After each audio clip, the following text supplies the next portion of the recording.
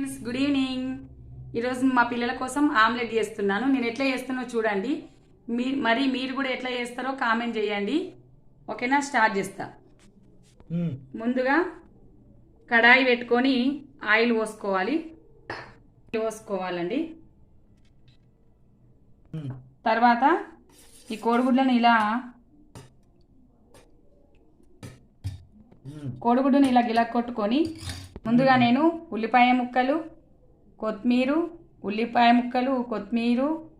పసుపు వేసుకొని తరిగి పెట్టుకున్నానండి. కలపాలండి. చూడండి, ఆయిల్ వేడెక్కింది. నేను ఆమ్లెట్ చేస్తున్నాను. Hi friends. ఓకే ఫ్రెండ్స్, ఇగో నేను ఆమ్లెట్ అయితే తయారు చేశాను. చూడండి, మరి నేనైతే ఈ విధంగా చేస్తాను. మీ ఇంట్లో మీరు ఎట్లా తయారు చేస్తారో కామెంట్ చేయండి.